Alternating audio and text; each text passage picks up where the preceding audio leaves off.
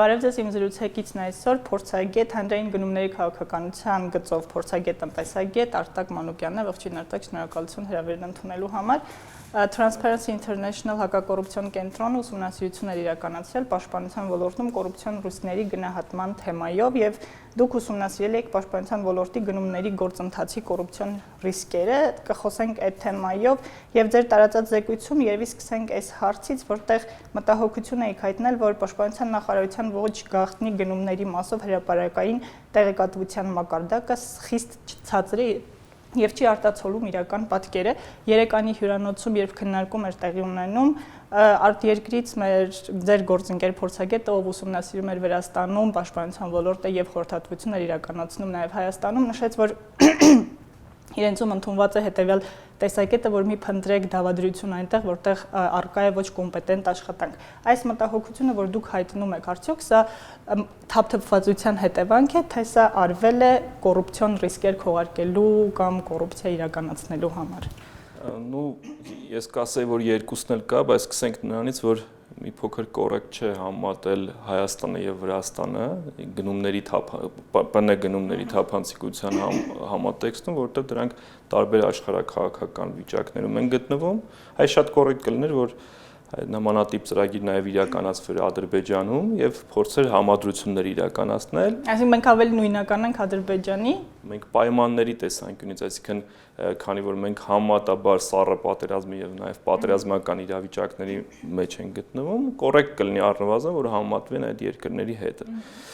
Իսկ ինչ վերաբերում է ընդհանրապես թափթփվածություն եւ ինչպես ինչ էր որ նշվեց, հա, ոչ թափանցիկ, ոչ կոմպետենտություն եւ այլն, դրա արդյունքը մեկն է՝ պետական բյուջեի ծախսերի անարդյունավետություն։ Հիմա դու անունը կարող ես դնել թափթփվածություն, կարող ես դնել ցածր պրոֆեսիոնալ մակարդակ, բայց դա արդեն ամեն պետական կառավարման մարմնի համար գերակախնդիր պետք է լինի, որովհետև այդ բոլորի արդյունքում տուժում է հենց դրամի արժևորման սկզբունքը, այսինքն մենք նույն ապրանքը կամ ծառայությունը ձեռք ենք բերում շատ բարձր գներով կամ ոչ համադրելի որակական պարամետրերով, կամ նախատեսվում էր, որ ձեռք բերենք, արդյունքում այդ ոլորտի ազդեցությունը նաև ազդում է պետական բյուջեի ծախսային հատվածի վրա։ Արտակ, տեսեք, պաշտպանության նախարարության ոլորտը, ընդհանրապես պաշտպանության ոլորտը, բանակը եւ հանրային ընկալման մեջ եւ նաեւ երբեմն չարդարացված լրատվամիջոցների ընկալման մեջ այնպիսի մի կառույց է, որի թափանցիկությունը ըստ էության չի կարևորվում եւ չի արժևորվում պայմանավորված այն հանգամանքով, որ դե սառը պատերազմի կամ գրեթե պատերազմի իրավիճակում գտնվող պետություն ենք եւ դա այն ոլորտն է, որի մասին ինֆորմացիան հասանելի չպետք է լինի։ Ձեր պահանջը որքանով է արդարացված, ինչու պիտի լինի թափանցիկ։ Մի փոքր պետք է մենք տարանջատենք։ Կան գաղտնի բնույթի գնումներ, որոնք ռազմական տեխնիկային են առնչվում եւ որևէ մեկը չի պահանջում, որ դրա վերաբերյալ տվյալները նույնիսկ խոշորացված պատկերով, այսինքն որ մենք այսքան գումարի ընդհանրեն գնումները գործարքենք արել, չենք պահանջում կամ դա չի առարկայական խնդիր է, բայց նույն պաշտպանության նախարարության պետական բյուջեով հաստատված ծախսերում կա բավականաչափ խոշոր կոմպոնենտ, որը հենց ուղղված է ոչ գաղտնի գնումների իրականացման, ասեմ, հա, օրինակ ավտոմեքենաների ձեռքբերումը, օրինակ բենզինի դիզելային վառելիքի ձեռքբերումը, ոչ ըստ զորամասի ագրեգացված, դրանք չեմ կարծում, որ գաղտնի տեղեկատվություններ են, եւ այդ մասով մենք ուսումնասիրել ենք որոշակի տեղեկատվություն կա, բայց այդ տեղեկատվությունը չի հավակնում ամփոփ լինելու, որովհետեւ օրինակ մենք տեսնում ենք, որ նույն գնումների աջակցման կենտրոնի 2014 թվականի տարեկան հաշվետվությունում, երբ որ մենք փորձենք իհարկե մաթեմատիկական գործողություններ անենք, կստանանք, որ օրինակ նույն շրջանակային համաձայնագրով կնքվել է մոտ 35 միլիարդ դրամի կարգի ըստ էության պայմանագիր, մինչդեռ երբ որ մենք ուզում ենք ըստ ծախսային ուղղությունների նայենք, խոշորացված կրկնում եմ, բենզին, դիզելային վառելիք եւ այլն, ստանում ենք մոտավորապես 23 միլիարդ, այսինքն 11 միլիարդ, նույնիսկ այդ հաշվետվողականության, այսպես ասած, բաց գնումների մասով, ըստ էության որևէ տեղեկատվություն չկա։ Ես չեմ դեռ խոսում, որ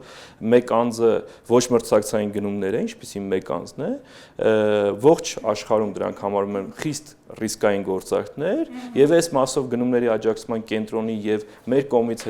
իրականացված հետազոտության թվերը ավելի քան 10 անգամ տարբերվում են, այսինքն գնումների աջակցման կենտրոնը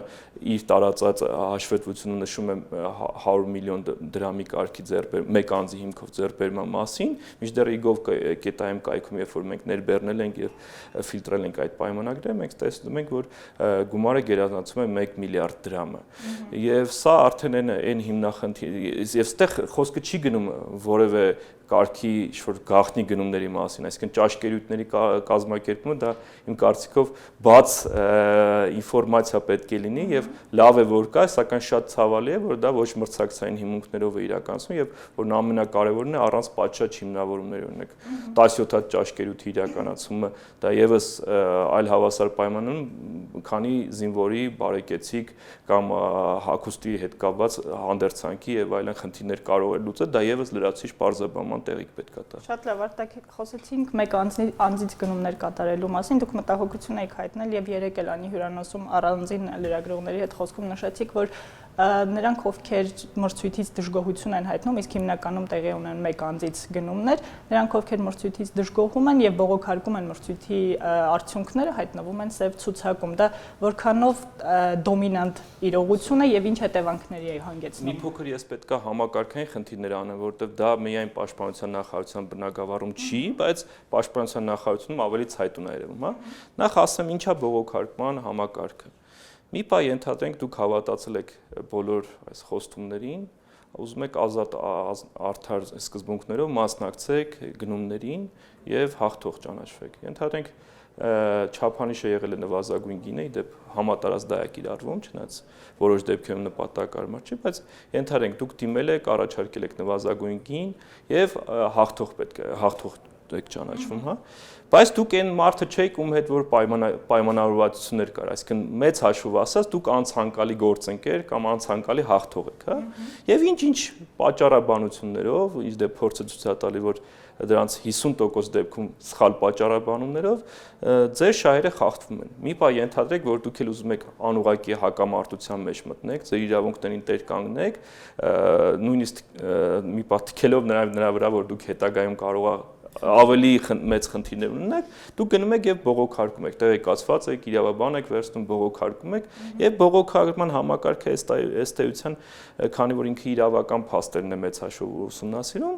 մենք այդտեղ որևէ որոշումների կայացման առումով խորքային ռիսկեր չենք տեսնում, բավարարում է ձեր բողոքը, ասում է որ ձեր բողոքը բավարարված է եւ ոչ թե ձեր հետ նորից պայմանագիր է կնքվում, այլ դուք նորից պետք է մասնակցեք այս նույն մրցույթին եւ պատկերացրեք, քանի ֆիրմա կլինի, որ այդքան ծախսեր անելով, պայմանագրեր կնքելով եւ այլն եւ նաեւ այս ժամանակային ծախսեր կրելու նորից կդիմի նույն մրցույթին։ Ավելին ասեմ, որոշ դեպքերում ծիծաղալու կարող է հնչել, բայց պատկերացրեք շինարարության պայմանագիր, վերջում երբ որ դու հաղթող ես ճանաչվում, մեկ էլ պարզվում է, որ այդ շինարարությունը էլ պետք չի, այսինքն իրանք առարկայազուրկ են համարում, ասում են, ուզել այդ առարկայազուրկ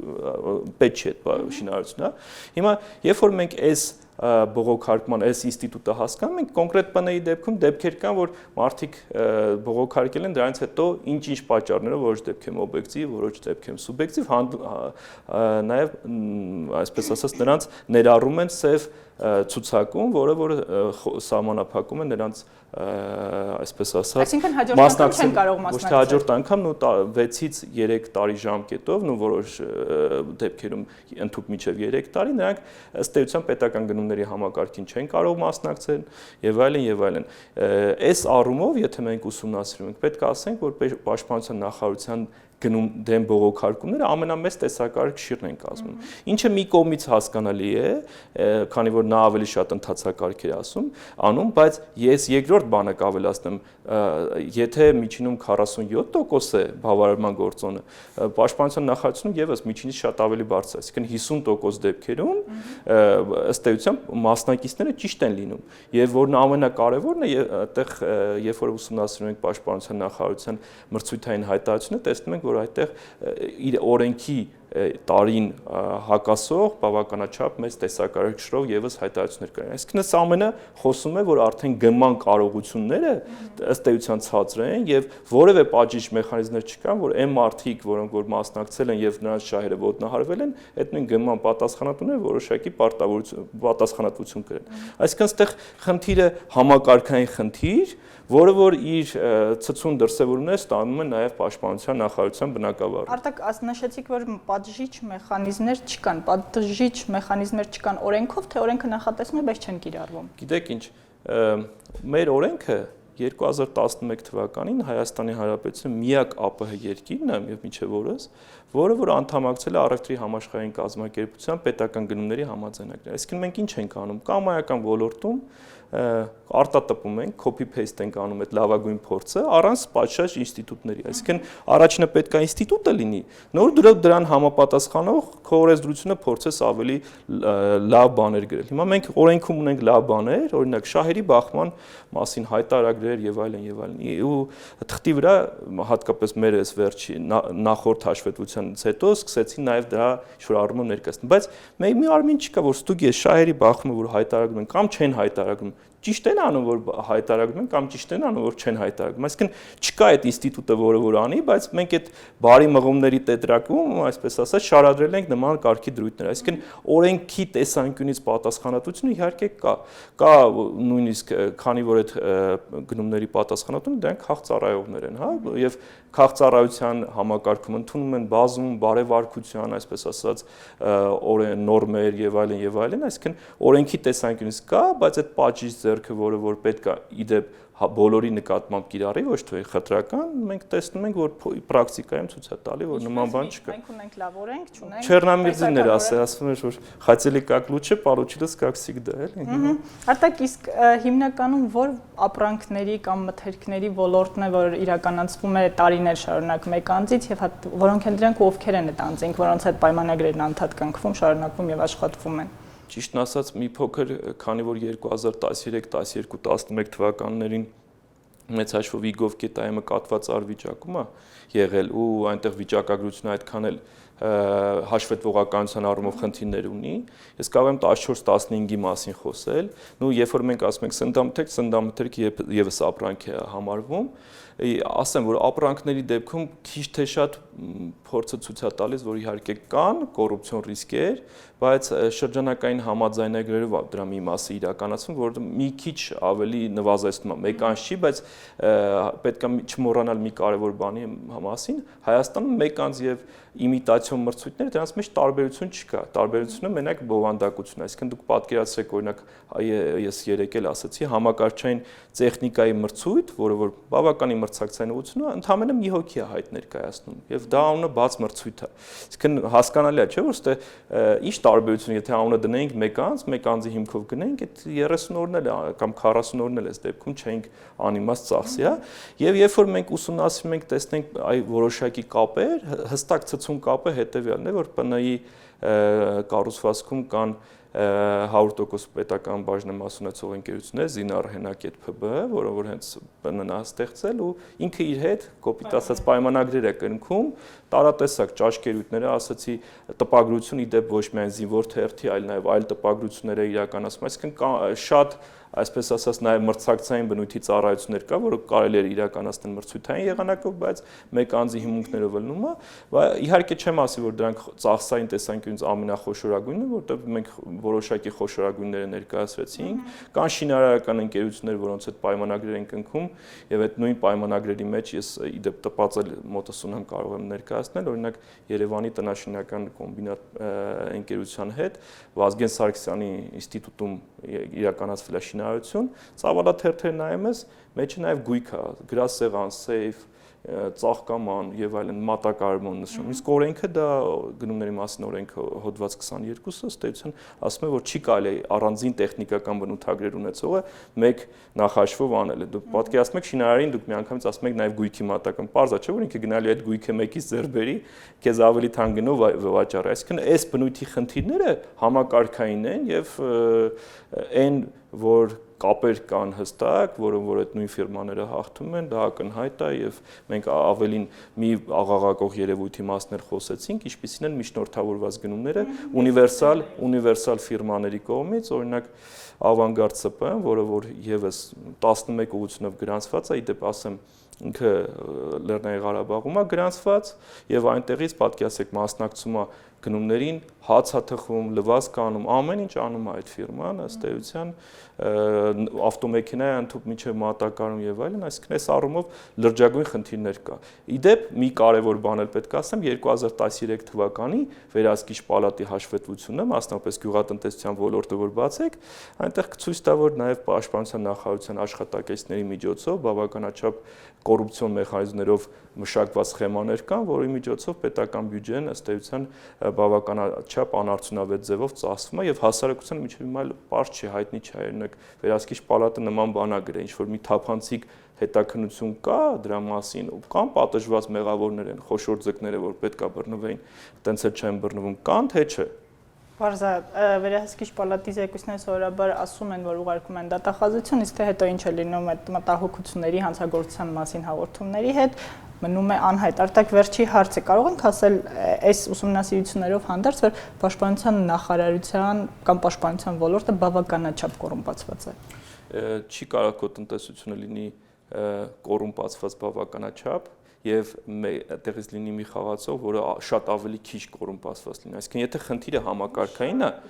խնդիրը համակարգային է, մենք օրինակ ակնկալում ենք, որ տեսնենք չեմպիոն, որը էականորեն տարբերվում է այս համակարգային խնդիրներից։ Վստահաբար կարող ենք ասել, որ պաշտպանության նախարարությունը նաեւ ի շնորհիվ նրա, որ ավելի մեծ խոշոր ծավալի գնումներ անում, այդ չեմպիոնի կոչումը չի կարող հավակնել երբեք ստանալու։ Հա, բայց չի ասի, որ ինքը կոռուպցիոն տեսանկյունից շատ ավելի մեծ է, քան օրինակ նույն ոստիկանությունը կամ այլ մարմիններ, հա, ուղղակի այստեղ խնդիրը չափերի մեջ է, իսկ ինչքան գումարը մեծ է, այնքան կոռուպցիոն գայթակղությունները ավելի մեծ են եւ հետեւաբար նաեւ դրանից բխող հետևանքները։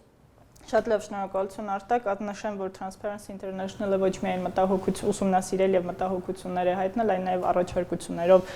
դիմելու է պաշտպանության նախարարությանը եւ հուսանք, որ պաշտպանության նախարարությունը կվերցնի, ուսումնասիրի եւ կհետեւի այդ առաջարկություններով ոլորտն ավելի թափանցիկ ու հանրության համար հասանելի դարձնելու քաղաքականությանը։ Շնորհակալություն։ Շնորհակալություն համար, շնորհակալություն նաեւ ձեզ շարունակեք հետեւել Civilnet-ին։